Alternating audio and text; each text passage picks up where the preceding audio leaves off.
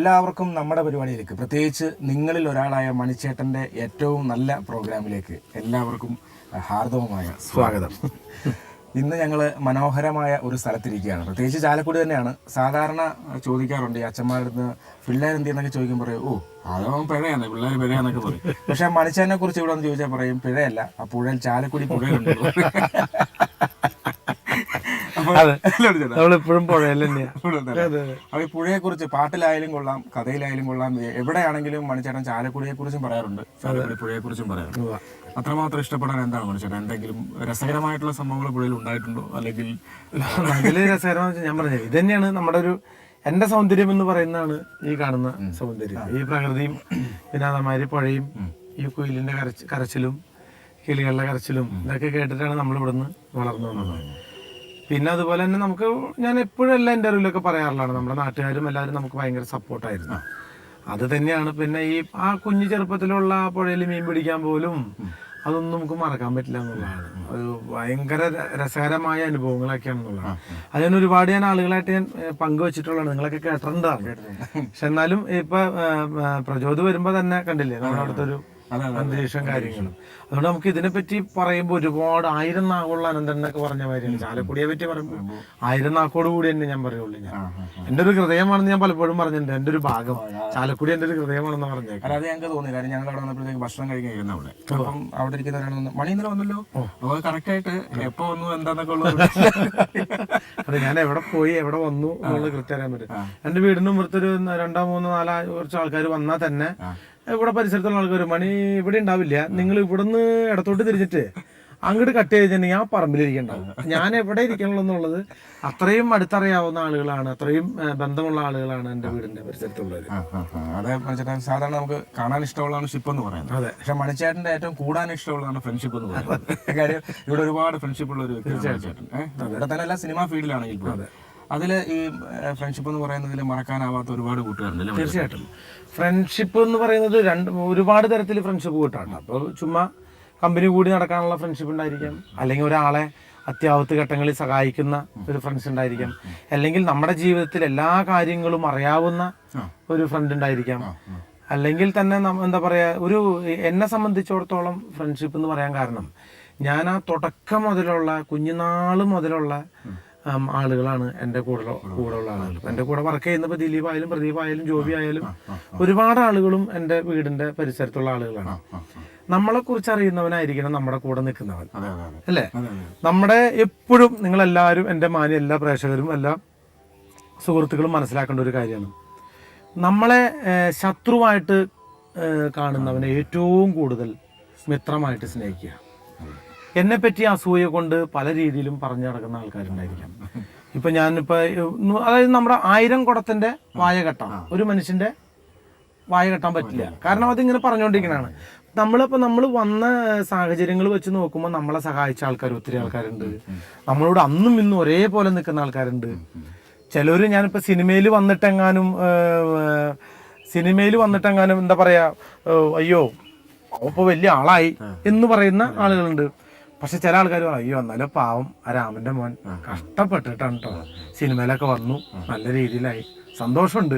ചിലർ കാണുമ്പോൾ പറയും, വളരെ നന്നായിട്ട് കേട്ടോ മോനെ, നന്നായി വരട്ടെ, ഞങ്ങളുടെ അഭിമാനമാണ്. നമ്മളിപ്പോൾ ഒരു സിനിമ ഷൂട്ടിങ്ങിൽ ചെല്ലാണെങ്കിൽ തന്നെ ഒരുവിധപ്പെട്ട ആൾക്കാരൊക്കെ നമ്മുടെ മുഖത്തേക്ക് ചിലർ നോക്കി ചിരിക്കില്ല. ഞാനിപ്പോൾ ഈ അടുത്ത് വൈക്കത്ത് ഷൂട്ടിങ്ങിന് പോയപ്പോ ഞാൻ ചമ്മി പോയെന്ന് പറയാൻ കാരണം ഞാൻ കലാപമാണ്. അപ്പൊ 2 ആൾക്കാർ വന്നിട്ട് ഈ ഷൂട്ടിങ് കാണാനായിട്ട് വന്ന് നിന്നിട്ട് അപ്പൊ ഞാൻ പണി, അപ്പൊ ഇത് അവിടെ പ്രേക്ഷകൻ. അപ്പൊ ഞാൻ എന്ന് വെച്ചാൽ ഇങ്ങനെ സംസാരിച്ചു ഇവരെ കണ്ടപ്പോ ഞാൻ ചിരിച്ചപ്പോ അവരില്ലേ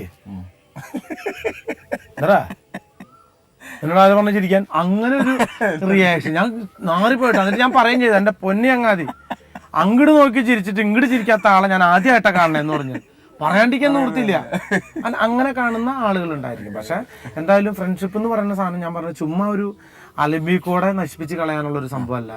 നല്ല എന്താ അടക്കവും ഒതുക്കവും എന്താ പറയാ എല്ലാത്തിനും കൂടെ നിൽക്കുന്നവനായിരിക്കണം നല്ല ഫ്രണ്ട്ഷിപ്പ്. പിന്നെ നമ്മൾ ചെയ്യുന്ന തെറ്റുകൾ ചൂണ്ടിക്കാണിക്കുന്നവനായിരിക്കും ഏറ്റവും നല്ല ഫ്രണ്ട് എന്നുള്ളത്. നമ്മളെ പുകഴ്ത്തി പറയുന്നവൻ മഹാ കള്ളനായിരിക്കും.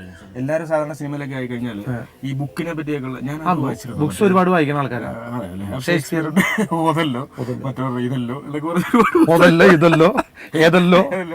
മണിച്ചേട്ടൻ അങ്ങനെ ഇതുവരെ പറഞ്ഞില്ല. ഞാൻ നന്നായിട്ട് വായനാശീലമുള്ള ഒരാളാണ്. ഞാനും വായിച്ചിട്ടുണ്ട് പൂമ്പാറ്റ, പിന്നെ മറ്റേ എന്നിട്ട് അമർചിത്രകഥ, മംഗളം, മനോരമ, ഇതൊക്കെ ഞാൻ വായിച്ചിട്ടുണ്ട്. അത് വായിച്ചാൽ തന്നെ മതി, അതിനകത്തുണ്ട് ഒരുപാട് കാര്യങ്ങൾ അറിയാനുണ്ട്. അല്ല, അതൊരു ദിവസം റെയിൽവേ സ്റ്റേഷനിൽ ഒരു കോട്ടിട്ട് ഭയങ്കര സംസാരമാണ്. അതായത് ഇവര് ഭയങ്കര സംസാരം വെച്ചിട്ട് ഇവര് ഭയങ്കര അടി, അവര് അങ്ങനെ ചെയ്തു, ഇങ്ങനെ ചെയ്തു, മറ്റേ എന്താ പിന്നീട് പറയണേ ബാലമംഗളത്തിലാണോ ബാലരമ. അല്ല, അങ്ങനെയുള്ള ആൾക്കാരുണ്ട്. ചെറിയ കുഞ്ഞു കഥകളൊക്കെ ഏതൊരു പടത്തിൽ ഇന്നസെന്റ് ആയിട്ട് തന്നെ പറയണില്ല, മറ്റേ ഡ്രാക്കുളയുടെ അതോ വായിച്ചിട്ട് മനുഷ്യനെ പേടിപ്പിക്കാൻ വേണ്ടി ഓരോ സാധനം ഉണ്ടാക്കി വെച്ചാണ് അടച്ചൊക്കെ വെക്കണത്. അല്ല, അങ്ങനെയുള്ള ആളുകളൊക്കെ ഉണ്ട്, ഒരുപാട് ആൾക്കാർ. നമ്മൾ ഈ ചെറുപ്പത്തിലൊക്കെ ഭൂതത്തെ പറ്റി പഠിക്കുമ്പോ അത് അന്നത്തെ അറിവുണ്ടാ. ഭൂതം എന്ന് പറഞ്ഞ പേടിയുള്ള സാധനം അല്ലേ? അപ്പം അമ്മയൊക്കെ നമ്മള് പാലൊന്നും കിട്ടിയിരുന്നൊന്നുമില്ല. അപ്പൊ അമ്മയെ കുടിക്കാനായിട്ട് അമ്മയുടെ മുലപ്പാലും ഉണ്ടായിരുന്നില്ല. കാരണം എനിക്ക് മുമ്പ് വന്ന കംപ്ലീറ്റ് ടീമുകളും കുടിച്ചിട്ട് അതൊരു എന്താ പറയാ അടച്ചിട്ട ഒരു മിൽമ ബൂത്തായി മാറുന്നതാണ്. അതുകൊണ്ട് എനിക്ക് പാലൊന്നും കിട്ടാണ്ടായില്ല കേട്ടോ. അതുകൊണ്ടാണ് ഇങ്ങനെ കറുത്തു പോയെന്നൊരു സംശയമുണ്ടെന്ന്. പക്ഷെ നമ്മള് ചെറുപ്പത്തിലൊക്കെ പഠിക്കുമ്പോ ഇപ്പൊ ഭൂതം വരും എന്ന് പറയും. ഈ ഭൂതത്തിന്റെ അവസ്ഥ എന്തിട്ടാന്നറിയാം? ഈ ഭൂതത്തിന്റെ കാര്യം പറഞ്ഞ വലിയ അവസ്ഥയാ. ഈ ഭൂതം ഒരു ആലിന്റെ അവിടെ അന്ന് കിട്ടി കളക്ഷൻ കണ്ടോണ്ടിരിക്കാൻ കേട്ടോ. അപ്പൊ ഒരുത്തൻ വന്നിട്ടാ ഭൂതത്തിന്റെ സൈഡിൽ വന്നിട്ട് വെറുതെ എന്ന് കാണിക്കണേ. ഭൂതം നമ്മളെ പേടിപ്പിക്കുന്ന ആളാ. ഭൂതം ചത്തുപോയി. ഈ ഭൂതം എന്ന് പറഞ്ഞത് ഇത്രയും ഭൂലോക പേടിത്തുറൻ ഈ ലോകത്തില്ല എന്നുള്ളതാണ് ശരിക്കും. അപ്പൊ നമ്മളെ കുറെ കഥകളിൽ പറഞ്ഞിങ്ങനെ ഫലിപ്പിച്ച് നമ്മളെ പേടിപ്പിച്ചിരിക്കുക. സത്യം.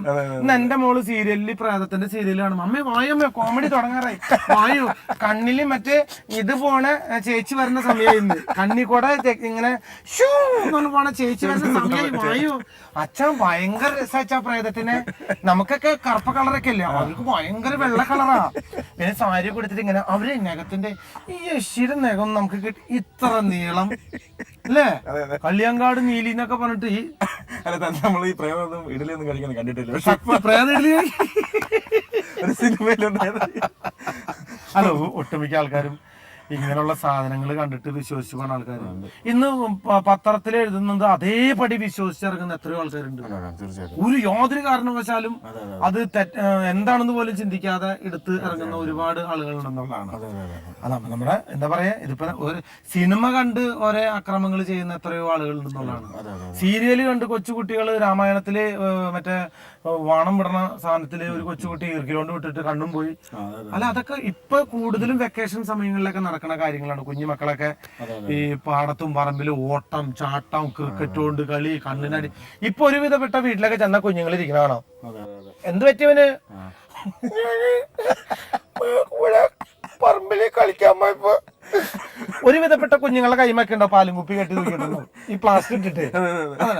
ഞാൻ ഇപ്പോഴും ഓർക്കണ്ടോ, അതായത് ഒരു ഷൂട്ടിംഗ് കഴിഞ്ഞു വരാം. ഏത് പടത്തില് മറ്റോ ഏതത് കബഡി സിനിമ ഷൂട്ടിംഗ് കഴിഞ്ഞിട്ട് ഞാനിങ്ങനെ ഭയങ്കര കുത്തിനുള്ള ഇറക്കാൻ കേട്ടോ, കുത്തിനുള്ള ഇറക്കാം.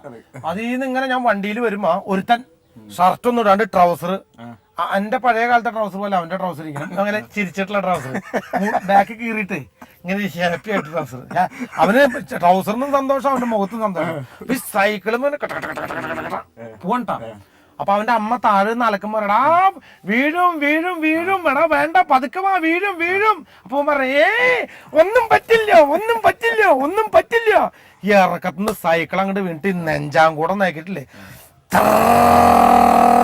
അങ്ങോട്ട് നിരങ്ങിട്ട് ഈ അമ്മ അലക്കണ കല്ലിന്റെ അവിടെ രക്ഷ ഇങ്ങനെ നിക്ക. എന്നിട്ട് അമ്മേനെ നോക്കിയവൻ, എന്നിട്ട് ഇപ്പൊ ആ കൊച്ചവിടെ നിന്നിട്ട് പറയാ എനിക്കൊന്നും പറ്റില്ല.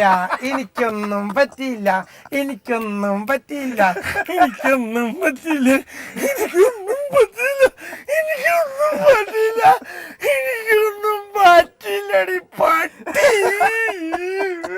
ഇവിടുന്ന് അങ്ങടേ ഒരഞ്ഞിട്ട് കൊരങ്ങന്റെ മോന്ത പോലെ ഇരിക്കണ പറഞ്ഞിട്ട് അതാണ് കൊച്ചു കുഞ്ഞുങ്ങൾ ആദ്യം പറഞ്ഞിരിക്കുന്നത് ചമ്മല് മാറ്റാൻ വേണ്ടിട്ടാ അമ്മയുടെ മുഖം കണ്ടിട്ടാണ് അപ്പൊ ഇങ്ങനെ നിൽക്കാൻ അരയ്ക്കാനായിട്ട്. അപ്പൊ ഈ വെക്കേഷനിലൊക്കെ കുഞ്ഞു മക്കളൊക്കെ ഒരുവിധം ഒതുങ്ങിയിരിക്കേണ്ട സമയങ്ങളൊക്കെയാണ്. അതുകൊണ്ട് എല്ലാ കുഞ്ഞുങ്ങളും ശ്രദ്ധിക്കണം. തീർച്ചയായിട്ടും. കാര്യം മാങ്ങ പൊട്ടിക്കാൻ പോകുമ്പോഴും പിന്നെന്താ ചക്കപ്പഴം പറിക്കാൻ പോകുമ്പോഴും പിന്നെ കുട്ടിയും കോലും കളിക്കാൻ പോകുമ്പോഴും സൈക്കിൾ ഓടിക്കുമ്പോഴും ഞാൻ ഈ സ്കൂൾ പൂട്ടിന് ഒരുവിധ സ്ഥലങ്ങളിലൊക്കെ ഞാൻ കണ്ടിട്ടുണ്ട്. ഞാൻ എല്ലാ മൂലിക്കും ഓരോ പിള്ളേര് വീണ് കാണാം, സൈക്കിളും വീണും കാണാം, എണീറ്റ് നിൽക്കണം കാണാം. എന്താ നിങ്ങൾക്ക് പറ്റിയ നമുക്ക് എന്താ പറ്റിയെന്നുള്ള റിയാക്ഷനാണ് കുഞ്ഞുങ്ങളുടെ. അപ്പൊ വെക്കേഷൻ എന്തായാലും എല്ലാ മക്കളും അടിച്ചു പൊളിച്ചോണ്ട് ഭയങ്കര രസകരമായിട്ടുള്ള പരിപാടിയാണ് ഇത്. ശരിക്കും ഈ കടവിന്റെ പേര് പൂത്തിരിക്കടവ് എന്നാണ്. അതെ, അതിന്റെ പൂത്തിരിക്കടവ് എന്ന് പേര് വരാനായി ചോദിച്ചു കഴിഞ്ഞാൽ എനിക്ക് അറിയില്ല. കാരണം നമ്മൾ അതിനുള്ള വയസ്സ് അത്ര ആയിട്ടില്ല. പഴയ കാരണന്മാര് പറഞ്ഞിട്ടുള്ളതാണ്. പക്ഷെ അന്ന് ഈ കടവ് മൊത്തം വളരെ ചെറുതായിരുന്നു. പിന്നെ ഞങ്ങൾ ഇവിടെ ഒരു ചേച്ചി ലക്ഷ്മി ചേച്ചി ജയിച്ചു കഴിഞ്ഞപ്പോ പിന്നെ ഞങ്ങളെല്ലാം കുഞ്ഞുങ്ങളും നമ്മുടെ കൂട്ടുകാരന്മാരും എല്ലാവരും കൂടിയിട്ട് ഒരൊറ്റ രാത്രി കൊണ്ട് ഞങ്ങൾ എല്ലാവരും കൂടി അങ്ങോട്ട് വെട്ടി, 2 സൈഡ് അങ്ങോട്ട് വെട്ടിയിട്ട് ഇത്രയും വീതി വെപ്പിച്ചു എന്നുള്ളതാണ്.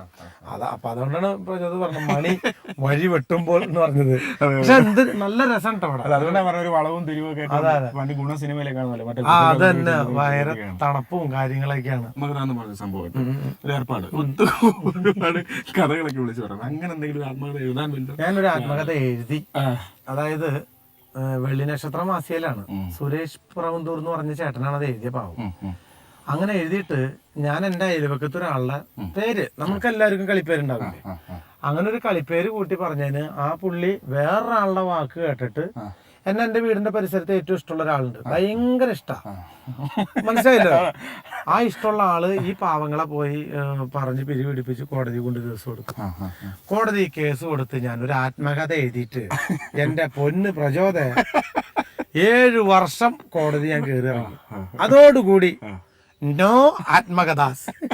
നമ്മളും കല്യാണം കഴിക്കുമ്പോ സുന്ദരികളായ പെണ്ണുങ്ങൾ കെട്ടണം. പണ്ട് ആരാ പറഞ്ഞിട്ടുണ്ട്, പണ്ടും പറഞ്ഞു ഞാൻ കുഞ്ഞാഞ്ഞോട് ചന്തുള്ള പെണ്ണീനെ കെട്ടണ്ടാന്ന്, ചന്തുള്ള പെണ്ണീനെ കെട്ടിയ മൂലം ആയസും പോയി എൻ്റെ അഴകും പോയി, നോക്കിയാലും കുറ്റം പറഞ്ഞാലും കുറ്റം നാവിട്ടടിക്കണ കുഞ്ഞാത്തൂൻ, കൂടെ നടന്ന പണിക്കാര് ചൊല്ലണ് ഇങ്ങനെ നാവുള്ള പെണ്ണുങ്ങളോ. പണ്ടും പറഞ്ഞു ഞാൻ കുഞ്ഞാഞ്ഞോട് ചന്തുള്ള പെണ്ണീനെ കെട്ടണ്ടാന്ന്. ചന്തുള്ള നമ്മളെക്കാൾ സൗന്ദര്യമുള്ള പെണ്ണ് കെട്ടി കഴിഞ്ഞാൽ അവന് ജീവിതം മൊത്തം സംശയിക്കും. അതുകൊണ്ടല്ല ചില പെണ്ണുങ്ങൾ നമ്മുടെ അയൽവക്കത്തുള്ള ആൾക്കാരുടെ പൊങ്ങച്ചം കണ്ട് നടക്കുന്ന ആൾക്കാരുണ്ടാവും.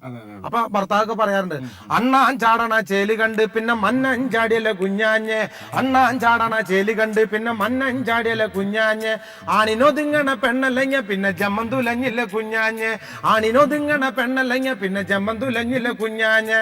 എന്താ പറഞ്ഞേ? പണ്ടും പറഞ്ഞു ഞാൻ കുഞ്ഞാഞ്ഞോട് ചന്തുള്ള പെണ്ണീനെ കെട്ടണ്ടാന്ന്. ചില സ്ഥലങ്ങളിലൊക്കെ കണ്ടിട്ടുണ്ട്, ചില സമയത്ത് പെണ്ണുങ്ങളൊക്കെ ഭയങ്കര ഇതൊക്കെ മേക്കപ്പ് ഒക്കെ ചെയ്ത് പൊട്ടൊക്കെ തൊട്ട്, ഒരിക്കലും കുറ്റം പറയണല്ല കേട്ടോ, ഞാനൊരു പാട്ട് പറഞ്ഞപ്പോ അതിന്റെ കൂടെ പറഞ്ഞെന്നുള്ളൂ, ലിപ്സ്റ്റിക് ഒക്കെ ഇട്ട് ഭയങ്കര സ്റ്റൈലിലൊക്കെ. അപ്പൊ ഈ ചേട്ടൻ പറയാ, അന്തം ചമയാണ് ആദി ചമയാണ് ആർക്ക് കാണാനാ കുഞ്ഞാഞ്ഞ്, അന്തം ചമയാണ് ആദി ചമയാണ് ആർക്ക് കാണാനാ കുഞ്ഞാഞ്ഞ്, അന്തിക്കൊരുങ്ങി ചന്തയെ പോണത് പെണ്ണിന് പാടുണ്ട് കുഞ്ഞോഞ്ഞ്. അല്ല ശരിക്കും പറഞ്ഞ ഒരു പെണ്ണിന്റെ സൗന്ദര്യത്തെ കുറിച്ച് പറഞ്ഞ, നമുക്ക് സൗന്ദര്യം കുറച്ച് കുറവാണെന്ന് വെച്ചാൽ നമ്മുടെ പെണ്ണിന് സൗന്ദര്യം കൂടി കഴിഞ്ഞാൽ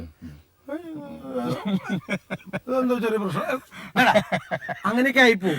അപ്പൊ നമ്മുടെ സൗന്ദര്യത്തിനനുസരിച്ച് കേട്ടാവും. അപ്പൊ നിങ്ങൾ ചോദിക്കും എന്താ കലാഭമണി എന്താ വെളുത്ത പെണ്ണ് കെട്ടിയെന്ന്. എനിക്ക് ഉണ്ടാവണ കുട്ടി പവർ കെട്ടില് ജനിച്ചതാവണ്ടല്ലോ എന്ന് വിചാരിച്ചിട്ട് കല്യാണം കഴിച്ചതാണ്. പറഞ്ഞപ്പോഴേ കല്യാണമൊക്കെ കഴിഞ്ഞിട്ട് 2 ദിവസമേ ഉള്ളൂ. അപ്പൊ ഇവര് ബസ്സിൽ ഭാര്യ ഭർത്താവ് സഞ്ചരിക്കുന്നത് തോളനൊക്കെ കഴിച്ചിട്ട് ആരെയും നോക്കാത്ത രീതിയിൽ ഭയങ്കര ഇതായിട്ടാണ് സഞ്ചരിക്കുന്നത് അല്ലേ?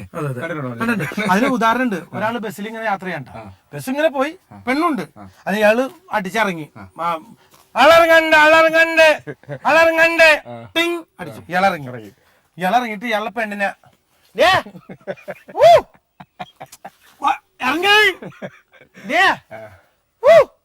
ഇറങ്ങായി. അപ്പൊ കണ്ടക്ടർ ആരാന്ന് ചോദിക്കും, ആരാ ആളിറങ്ങാൻ തന്നെ വിളിക്കേ, ഞാൻ വിളിക്കണല്ലോ അവൾ ഇറങ്ങണ്ടേ, ഇറങ്ങാൻ. അപ്പൊ ചോദിക്കണം എന്താ പേര് വിളിച്ചോ നോക്കി. എന്താ പേര് വിളിക്കരുതോ? പേര് ഒന്നും ഞാൻ ഓരോ കാര്യം പറഞ്ഞ ആവശ്യമാണ്. സ്ഥലത്തിന് ഇറങ്ങാൻ. പേര് വിളിക്ക, അവിടെ ആള് തിങ്ങി. പേരൊന്നും വിളിച്ചാൽ ശരിയാവില്ല.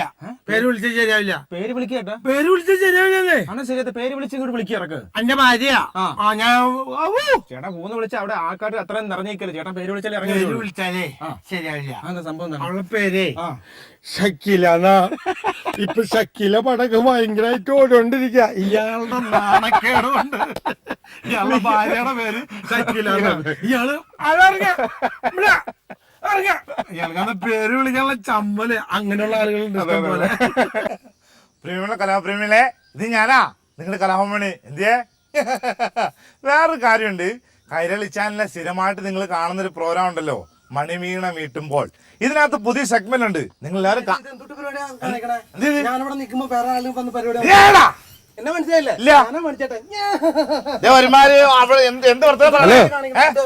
മനസ്സിലായില്ലേ? ഞാനാണ് മണിച്ചേട്ടൻ. നിങ്ങളൊക്കെ ഡൂപ്പുകളാന്നും പറഞ്ഞ് എന്നെ പറ്റിക്കാണല്ലേ? പറഞ്ഞിട്ടില്ല, ഡൂപ്പാന്ന് പറഞ്ഞില്ല. പക്ഷെ എല്ലാരും കാണുമ്പോ ഒരുപോലെ എന്നെ പോലെ ഇരിക്കണേട്ടാ. എന്താന്നറിയാം എന്റെ സിനാജിന്റെ ശരിക്കും പറഞ്ഞ ഞാൻ മിമിക്രി ആർട്ടിസ്റ്റ് എന്ന് പറഞ്ഞു കഴിഞ്ഞിട്ടുണ്ടെങ്കിൽ ഒരു താരത്തിനെ അനുകരിക്കുമ്പോഴാണ് ഒരു മിമിക്രി കലാകാരൻ അല്ലെങ്കിൽ ഒരു സിനിമാ നടൻ വലിയ നടനാവുന്നത്. ഓരോ രൂപം കൊണ്ടും ഭാവം കൊണ്ട് കടതൊക്കെ മോക്കം നോക്കിയാൽ ഹായ് ഇതുണ്ട്. നിനക്ക് പിന്നെ ഇതിങ്ങനെ വെച്ചോണ്ട് മാത്രമുള്ള പ്രശ്നമുള്ളൂ അല്ലേ? ഈ ജെട്ടി ഉണക്കട്ട പോലെ എനിക്ക് അറിയത്തില്ല. ഇവരൊക്കെ കാണിക്കുന്ന ചില ഐറ്റംസുകൾ കണ്ടിട്ടുണ്ട് ഞാൻ അത്ഭുതത്തോടു കൂടി. സിനാജിന്റെ മിമിക്രി എവിടെ ഉണ്ടെങ്കിലും ഞാൻ ഒരു കൊച്ചുകുട്ടിയെ പോലെ ഒന്ന് നോക്കിയ കാരണം സിനാജിന്റെ ഈ തൊണ്ടയിൽ നിന്ന് വരുന്ന ശബ്ദം എന്ന് പറഞ്ഞാൽ തന്നെ നമ്മൾ വല്ലാണ്ട് പേടിപ്പിക്കുന്ന പോലത്തെ ശബ്ദങ്ങളാണ്. Jurassic park മുതലല്ലേ? ശരിക്കും ഒരു എന്താ പറയാ, മിക്ക സൗണ്ട് ഓപ്പറേറ്റേഴ്സും ഈ സിനാജ് വരണമെന്ന് കേട്ടാൽ ഞാൻ മൈക്കിന്റെ മുമ്പിൽ അയ്യോ അയ്യോ അയാൾ വന്നില്ല ദൈവമേ, ഇപ്പം മൈക്ക് പഠിച്ചു കളയും, സ്പീക്കർ പോവും എന്നുള്ള രീതിയിലാണ് ഞാൻ കണ്ടേക്കണത്. പക്ഷെ നമ്മളിന്ന് കാണാൻ പോകുന്ന എപ്പിസോഡുകളിൽ ഏറ്റവും രസകരമായത് ഇപ്പോൾ വാസന്തി ലക്ഷ്മി എന്ന് പറഞ്ഞ പടത്തില്ലേ ക്ലൈമാക്സ് ഞാൻ അവതരിപ്പിച്ച് നമുക്ക് ആ ക്ലൈമാക്സിൻ്റെ ഒരു കുറച്ച് കട്ടിങ്സും കാണാം. ആ കട്ടിങ്സ് കണ്ടതിന് ശേഷം തീർച്ചയായിട്ടും വാസന്തി ലക്ഷ്മിയും എന്നെ അതേപോലെ അനുകരിക്കുന്ന നമ്മുടെ സിനാജി ചെയ്യുന്ന അതും കൂടി കാണാം. നമ്മളിപ്പോൾ വാസന്തി ലക്ഷ്മിയിൽ രാമു എന്ന് പറഞ്ഞ കഥാപാത്രം ഞാൻ ചെയ്ത് നിങ്ങൾ കണ്ടു. ഇനി നമുക്ക് അതേമാതിരി തന്നെ എന്നെ അനുകരിച്ചുകൊണ്ട് തന്നെ സിനാജ് നമുക്ക് വേണ്ടിയിട്ട് ആ വേഷത്തിൻ്റെ ഒരു കുറച്ച് ഭാഗം കാണിക്കും. തീർച്ചയായിട്ടും നമുക്ക് ശ്രദ്ധിക്കാം. വാസന്തി, എന്റെ കൊച്ചേട്ടൻ വന്നു. വേറൊരു കാര്യമുണ്ട്, എന്റെ കൊച്ചേട്ടൻ ഒരു പാട്ട് പാടാം. എന്റെ മനസ്സിൽ കുത്തി കുറിച്ച ചെറിയ ഗാനം എല്ലാവരും ആസ്വദിക്കണം, പ്രോത്സാഹിപ്പിക്കണം. എന്തത് കേട്ടോളി. കാട്ടിലെ മാനിന്റെ തോല് കൊണ്ടുണ്ടാക്കി മാരാറ് പണ്ടൊരു ചെണ്ട, കോലോണ്ടി തൊട്ടാൽ ചിരിക്കുന്ന ചെണ്ട, മേളത്തഴമ്പുള്ള ചെണ്ട. കോലോണ്ടി തൊട്ടാൽ ചിരിക്കുന്ന ചെണ്ട, മേളത്തഴമ്പുള്ള ചെണ്ട. കൃഷ്ണേട്ടാ, എന്റെ വാസന്തി കണ്ണി മീൻ കൊത്തി. തോമൽസാറ് വന്നോ? തോമൽസാറ് വന്നോ? തോമൽസാറ് പാവോ? തോമൽസാറ് പറഞ്ഞു എന്റെ പെങ്ങളെ പോസ്റ്റ്മോർട്ടം ചെയ്യേണ്ടത്. തോമൽസാറ് പാവോ? തോമൽസാറ് പാവോ? തോമൽസാറ് പാവോ? വാസന്തി കൊച്ചനെ പോവോ? കണ്ണല്ലാർ ലോകം എനിക്ക് കാണണ്ട, നിക്ക് കാണണ്ട, എനിക്ക് കാണണ്ട, എനിക്ക് കാണണ്ട.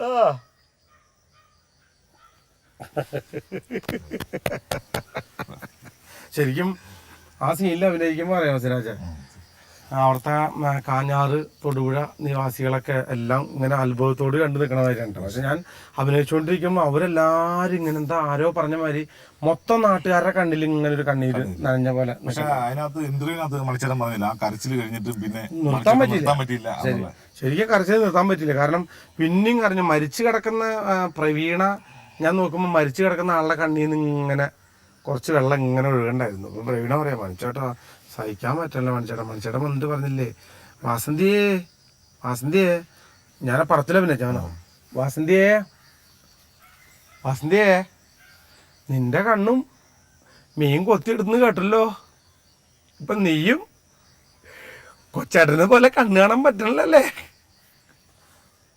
അത് ഈ കണ്ണിന്റെ ഒരു ഇതുണ്ട്. പക്ഷെ എല്ലാരും പറയും അന്ധന്മാർക്ക് കണ്ണീന്ന് വെള്ളം വരോ എന്നറിയാൻ പറ്റില്ല. കാരണം കരയോ കരയില്ല എന്നറിയില്ല. നമ്മള് ഒരുവിധപ്പെട്ട ആൾക്കാരൊക്കെ ആയിട്ട് നമ്മൾ പരിചയപ്പെടുമ്പോൾ ഇവരുടെ വിഷമങ്ങൾ മുഴുവൻ ചിലപ്പോൾ കരഞ്ഞിട്ടായിരിക്കില്ല, അതിന്റെ ഉള്ളിലായിരിക്കും ഒതുക്കിക്കൊണ്ട് നടക്കാം. തീർച്ചയായിട്ടും അത് നമ്മൾ കാണിച്ചത് അതേമാതിരി തന്നെ സിനാജ് കാണിക്കുമ്പോൾ ഞാനത് കാണാണ് ഞാൻ.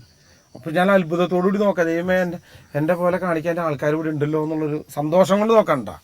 അതുപോലെ തന്നെയാണ് രതീഷ് എന്നെ കാണിക്കുമ്പോൾ ഒരുപാട്, ഞാൻ അടുത്ത് കണ്ട പ്രോഗ്രാം അവിടെ കൊല്ലത്താ അല്ലേ, കൊല്ലത്ത് ഞാൻ ഇൻട്രൊഡ്യൂസ് ചെയ്തു അല്ലേ. അതും ഞാൻ ശരിക്കും പറഞ്ഞാൽ എനിക്ക് ഭയങ്കര ഇഷ്ടമാണ്. എന്നെ അനുകരിക്കുന്ന ആൾക്കാരെ കാണുമ്പോൾ അനുകരിക്കുന്ന ആൾക്കാരാണ് എനിക്ക് ഭയങ്കര സന്തോഷം എന്ന് വെച്ചിട്ടുണ്ടെങ്കിൽ എനിക്കെന്തോ ഭയങ്കര രസമായിട്ട് ഞാൻ കാണാറില്ല. ഒട്ടുമിക്ക ആൾക്കാരും ഇപ്പോൾ സിനിമാ താരങ്ങളുടെ ശബ്ദം അനുകരിക്കുകയാണെങ്കിൽ കുറ്റം പറയും അല്ലേ, എൻ്റെ ശബ്ദം ശരിയായില്ല. എൻ്റെ അല്ല, അവരെ അനുകരിക്കുമ്പോൾ ഞാനിങ്ങനെ നല്ല ഇതിനേക്കാൾ കൂടുതലൊക്കെ ഞാൻ എൻ്റെ ശബ്ദം ഇങ്ങനെയല്ല എന്ന് പറയും. പക്ഷെ ഒരിക്കലും മിമിക്രി കലാകാരന്മാർ കാണിക്കുമ്പോൾ ഒരിക്കലും നിങ്ങളാരും തെറ്റിദ്ധരിക്കേണ്ട. കാരണം മിമിക്രി എന്ന് പറയുന്ന ഒരു എക്സാഗ്രേഷനാണ്. അത് കുറച്ചും കൂടി കൂട്ടി ചെയ്തെങ്കിൽ മാത്രമേ മിമിക്രിക്ക് ഒരു പുതുമുണ്ടാവുള്ളൂ അല്ല. സിനിമാ താരങ്ങൾ എന്തായാലും സിനാജിയാണ് ഇത് വടിവേല് കാണേണ്ട തന്നെയാ. സിനാജിന്റെ വടിവേല് ഒന്ന് കാണിക്കാം.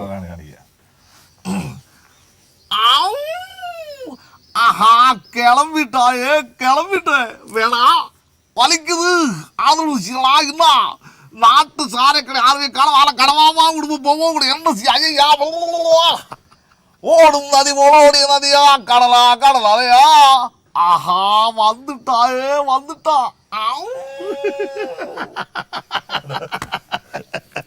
അതൊക്കെ ശരിക്കും പറഞ്ഞു കഴിഞ്ഞാൽ തൊട്ടടുത്ത് വടിവേല് നിൽക്കണ പോലെ നമുക്ക് തോന്നും.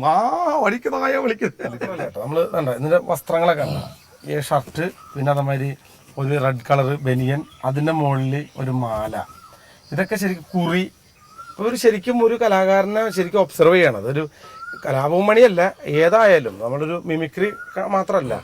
ഞാനിന്ന് വേഷം മാറ്റി. എന്നെ നമ്മുടെ ഇൻ്റർവ്യൂ സ്ഥിരമായിട്ട് കണ്ടിട്ടൊരു ആൾ വിളിച്ച് പറഞ്ഞു, എൻ്റെ മണി ആ കായുമുണ്ടൊന്ന് മാറ്റാവോ, എന്ന് വന്നാൽ ഈ കായുമുണ്ട് മാത്രം, ഇതൊന്ന് മാറ്റിക്കൂടാ. ഞങ്ങൾക്കറിയാം മണി സാധാരണക്കാരനാണെന്നൊക്കെ അറിയാം, പക്ഷെ എന്നാലും ഇത് കാണിച്ചിട്ട് വേണം മണി സാധാരണക്കാരനാവും. എനിക്കത് കേട്ടപ്പോൾ തോന്നിയായി ഇപ്പം എന്തിപ്പോൾ ഈ പെണ്ണ് ഇങ്ങനെ പറഞ്ഞ, ഒരു പെണ്ണ പറഞ്ഞിട്ട് ആളല്ല, ഇതെന്ത് ഇങ്ങനെ വല്ലാണ്ടായിട്ട് പറയട്ടാ.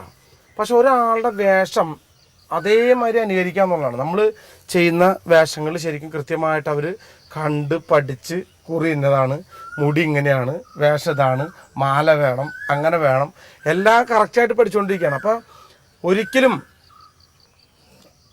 ഒരാളുടെ വേഷം മറ്റൊരാളെ പോലെ ഇരിക്കുന്നതോ, ഒരാളുടെ രൂപം വേറെ ആളെ പോലെ ഇരിക്കുന്നതോ, എന്നെപ്പോലെ ഒരാളിരിക്കുക, ഇപ്പോൾ രണ്ടാൾ സിനാജ് താടിയുണ്ട്, ഇതും ഒക്കെ ഒരേ എത്രത്തോളം പഠിച്ചിട്ടുണ്ടെന്ന് ആലോചിക്കണേ. ഞാൻ ഇതെങ്ങനെ കണ്ടു പഠിച്ചേ? ഞാൻ മണിച്ചേട്ടൻ്റെ സിനിമകളൊക്കെ കാണുമായിരുന്നു. അപ്പോൾ സിനിമയുടെ ഫോട്ടോസൊക്കെ കാസറ്റിൽ വരുന്ന ഫോട്ടോസ്, അപ്പോൾ അതിൽ ഉപയോഗിക്കുന്ന കോസ്റ്റ്യൂംസ് ഏതൊക്കെയാണെന്നൊക്കെ കണ്ടുവെക്കും. ശരി, അങ്ങനെയൊക്കെ അപ്പോൾ ഈ പാട്ടുകളും അതേമാതിരി ഞാൻ കാസറ്റിൽ പറഞ്ഞ അതേ വാക്കുകൾ അക്ഷരം പ്രതി പഠിച്ചു വെച്ചേക്കണേ. ഞാൻ പോലും പഠിച്ചിട്ടില്ല, ഇത് കാണാണ്ടറിയില്ല. ഇതൊക്കെ കൃത്യമായിട്ട് സിനാജിനാണ് എൻ്റെ പോലെ നുണക്കുഴി ഉണ്ട് അതൊക്കെ അല്ലേ, എൻ്റെ പോലെ ഒരു നുണക്കുഴി വരണ്ടെന്ന് പറഞ്ഞില്ല, വളർന്നു വരുന്നുണ്ട്. അതിന് ഞാൻ സ്റ്റേജിൽ ഐബ്രോണ്ട് ഇങ്ങനെ വരികയും നുണക്കുഴി അപ്പോൾ സ്റ്റേജിൽ നിന്ന് കാണുമ്പോൾ ആൾക്കാർക്ക് അറിയാം. ഞാൻ പറയട്ടെ, നിങ്ങളിപ്പോൾ എന്നെ ഇഷ്ടപ്പെടുന്ന എൻ്റെ ആരാധകരെന്ന് ഞാൻ പറയില്ല, എന്നെ അതേമാതിരി അനുകരിക്കുന്ന ആൾക്കാർ, എൻ്റെ ഏറ്റവും കൂടുതൽ ഇഷ്ടപ്പെട്ട പടം ഏതാ? പടം എന്ന് പറയാൻ വാസന്തി ലക്ഷ്മിയാണ് ഏറ്റവും കൂടുതൽ. പിന്നെ ഈയിടെ ഇറങ്ങിയത് സൂപ്പർ ഹിറ്റ് 1000 ഭയങ്കരമായിട്ട് ഇഷ്ടപ്പെട്ടു. നല്ല സൂപ്പർ. തീർച്ചയായിട്ടും അതിന് സ്വർണ്ണം നല്ല അല്ലേ.